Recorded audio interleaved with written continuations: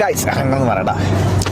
Hello guys, it's me Rashid. Welcome to RBR creation. RBR ക്രിയേഷൻ്റെ cricket ടോക്സിലേക്ക് സ്വാഗതം. റാഷിദ്, പിന്നെ നമ്മളെ ക്രിസ്റ്റി, പിന്നെ റഫ്നാസ് അനിയൻ ക്രിസ്റ്റി. യെസ്. അപ്പോൾ നമ്മളെ ഫസ്റ്റ് വീഡിയോസ് സെയിം അതേമാതിരി തന്നെ ഇത് നമ്മൾ മാച്ചിന് പോകുമ്പോൾ തന്നെ എടുത്ത അതേ ടൈപ്പ്. ഓക്കെ, അപ്പോൾ നമ്മൾ അന്ന് ഡിസ്കസ് ചെയ്ത് IPLൻ്റെ മാച്ച് ആയിരുന്നു. ഇന്ന് നമ്മൾ ഡിസ്കസ് ചെയ്യാൻ പോകുന്നത് ഇന്ത്യ വേഴ്സസ് പാകിസ്ഥാൻ. ഓക്കെ, റൈവറീസ് അല്ലേ. എന്താ പറയാനുള്ളത് ഈ പ്രാവശ്യത്തെ വേൾഡ് കപ്പിനെ പറ്റി?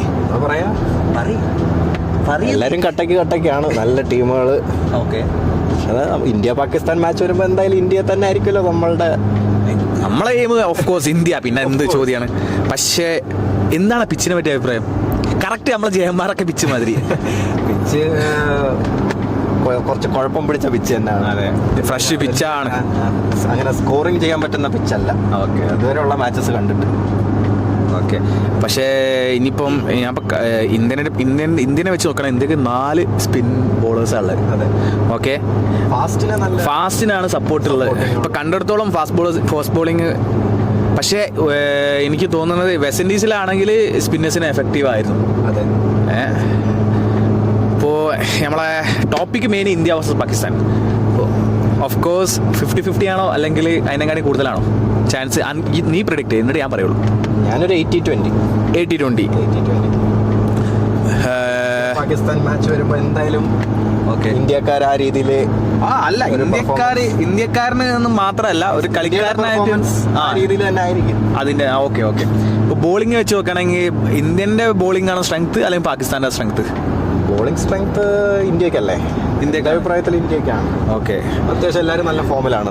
അതെ, ഹാർദിക് ഇപ്പോൾ കഴിഞ്ഞ കളി 4 ഓവർ ഫുൾ കോട്ട എറിഞ്ഞപ്പോൾ എനിക്കും ഹർഷദീപിന് നല്ല ന്യൂ ബോളിൽ കിട്ടുന്നുണ്ട്. ഓക്കെ, ഓൾഡ് ഡെത്തിൽ എറിയാൻ പറ്റും ഹർഷദീപിന്. ബുംറ ഉണ്ട്. അതെ. ഇപ്പോൾ ബേസ്ബോൾ ഡിപ്പാർട്ട്മെന്റ് വെച്ച് നോക്കണം. എൻ്റെ ഇതിൽ ഞാൻ പറയട്ടെ, ഇന്ത്യൻ്റെ മെയിൻ കുന്തമുന എന്ന് പറയുന്നത് ബൂമറയാണ്. ഓക്കെ, ബൂമറ, പിന്നെ ഹർഷദീപ്, സിറാജ്, ഇങ്ങനെയാണ് ഞാൻ റാങ്ക് വയ്ക്കുക. ഹർഷദീപ് നല്ല സ്വിംഗ് ഉണ്ട്. ഓക്കെ, ഹർഷദീപ് പിന്നെ ഹാർദിക്, ഇങ്ങനെ 4 വെക്കും. പക്ഷെ പാകിസ്ഥാനിലാണെങ്കിൽ നീ എങ്ങനെ ഓർഡർ ചെയ്യും? പാകിസ്ഥാനിൽ ഷൈൻ അഫ്രീദിയാണ് ഫസ്റ്റ്. പിന്നെ ഹാരിസ് റൌഫ്. ഏത് ഇവരെ ഗ്രേഡ് അനുസരിച്ചിട്ടാണ്. പിന്നെ ആരാ ഉള്ളത്? അമീറിനെ വെക്കുന്നുണ്ട്. മുഹമ്മദ് അമീർ ഉണ്ട്, പിന്നെ നസീം ഷാ.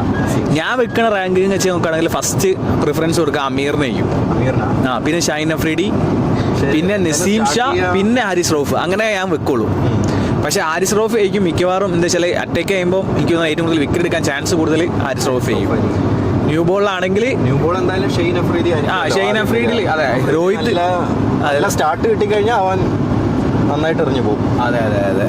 കഴിഞ്ഞ പ്രാവശ്യം അയർലാൻഡിന്റെ മാച്ചിൽ ലിറ്റിലിനെ രോഹിത് കളിച്ച രീതിയിൽ തന്നെയാണ് എനിക്ക് തോന്നുന്നത് ഷൈൻ അഫ്രീദിനും കളിക്കാൻ ചാൻസ്.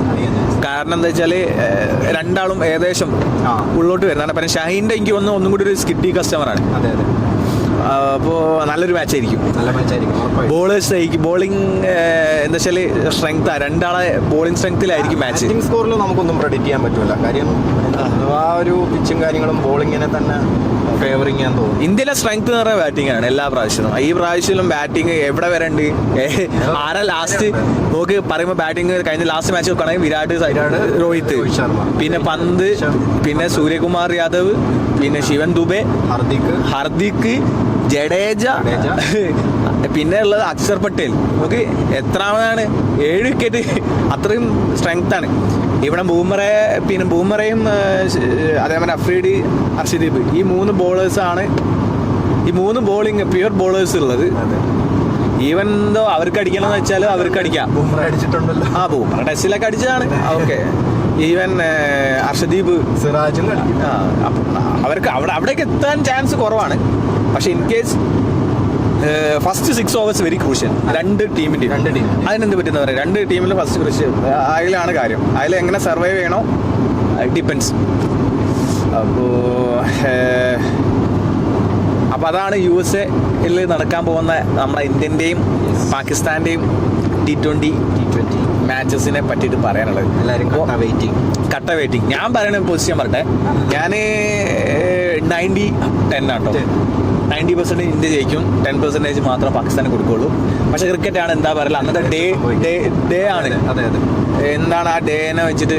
പക്ഷേ അപ്പോൾ ഇനി നമ്മളെ മെയിൻ പിക്ക് പ്ലേയേഴ്സ് ഏത്, 2 ബാറ്റ്സ്മാനും അല്ലെങ്കിൽ 3 ബാറ്റ്സ്മാനെ പറയാം, അല്ലെങ്കിൽ ഇന്ന ബോളേഴ്സിനും പറയാം.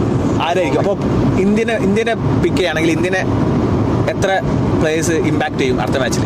അടുത്ത മാച്ചിൽ ഞാൻ ഒന്ന് ഋഷഭ് പന്തിനെ പറയും. ഓക്കെ. പിന്നെ രോഹിത് ശർമ്മ. Batting okay. ബാറ്റിംഗിൽ ഇവരാണ് നോക്കേണ്ടത്. ബോളിംഗ് ആണെങ്കിലും ബോളിംഗിൽ ബുംറയും ഹർഷദീപും തന്നെ ആയിരിക്കും. ഓക്കെ. ഞാൻ പറയുകയാണെങ്കിൽ ബാറ്റിങ്ങിൽ വിരാട് കോഹ്ലി ആയിരിക്കും. ഓക്കെ, വിരാട് കോഹ്ലി, അതേമാതിരി സൂര്യകുമാർ യാദവ്, ഈ 2 പ്ലേയേഴ്സ് ആയിരിക്കും. കാരണം എന്താ വെച്ചാൽ ഋഷഭ് പന്തിന് പാകിസ്ഥാനായിട്ട് വലിയ റെക്കോർഡ്സ് ഇല്ല. രോഹിത് ശർമ്മ കളിക്കും, പക്ഷെ രോഹിത് ശർമ്മനെ എന്തോ എനിക്ക് പറയാൻ കുറച്ചൊരു പേടി. അപ്പോൾ ഒന്നുകൊണ്ടല്ല, എന്താ അറിയില്ല. അത് ബോളിംഗ് പറയുകയാണെങ്കിൽ ബൂമറേനെ മാത്രമേ ഉള്ളൂ എനിക്ക്. പിന്നെ ഹർദിക്കിന് ചാൻസ് ഉണ്ട്. ഹർദിക്ക് ചിലപ്പോൾ ഓൾറൗണ്ടർ പെർഫോമൻസ് കാണിക്കാനും, അതേമാതിരി ജഡേജോ അല്ലെങ്കിൽ അക്ഷർ പട്ടേൽ, ഇവർ ബോളിങ്ങിലാവാനാ ചാൻസ്. പേസിൽ എനിക്ക് സിറാജ് ചിലപ്പോൾ എന്തെങ്കിലും ചെയ്താലായി, അർഷദീപിന് അടി കിട്ടാൻ ചാൻസ് ഉണ്ട്. ഓക്കെ, അതാണ് എൻ്റെ ഇത്. ഇപ്പോൾ റഫ്നാ സാർ എന്താ പറയണേ, എത്ര പെർസെൻറ്റേജാ? ഈ 60% പാകിസ്ഥാനാണ് ഞാൻ കാണുന്നത്. അപ്പോൾ പാകിസ്ഥാൻ ജയിക്കും. എന്താണെന്ന് വെച്ചാൽ പേസ് ബോളിംഗ് പാകിസ്ഥാൻ കൂടുതലാണ്. എനിക്ക് തോന്നുന്നു അവിടെ പേസ്. പറഞ്ഞത് നമ്മളെ പാകിസ്ഥാൻ്റെ ടീമിനെ പറഞ്ഞില്ല. പാകിസ്ഥാനിൽ ആരെയും മറ്റേ അഫ്രീദി അല്ലെങ്കിൽ അവൻ പയ്യനുണ്ടല്ലോ നസീം ഷാ. ബാറ്റിങ്ങിൽ ആരും അടിക്കാൻ ചാൻസ് ഇല്ല. ബാറ്റിങ്ങിൽ ഞാൻ അങ്ങനെ വലിയ പ്രതീക്ഷ. ഞാൻ പറയണെങ്കിൽ ബാറ്റിങ്ങിൽ റിസ്വാനെ സൂക്ഷിക്കണം. പിന്നെ സൂക്ഷിക്കേണ്ട ബോളിംഗ് ആണ്. ബോളിങ്ങിൽ മുഹമ്മദ് ആമിർ ഇന്ത്യനായിട്ട് ഭയങ്കര റെക്കോർഡാണ് ബഹേൻ.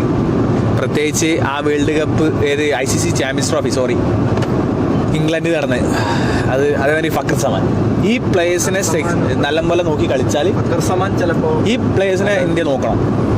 ഓക്കെ, അപ്പോൾ ഇതാണ് എനിക്ക് പറയാനുള്ളത്. കുറച്ച് ടെൻഷൻ തരാൻ. ഫക്കർ അല്ലേ, ഫക്കർ വല്ലാത്തൊരു ഫക്കർ സമാന.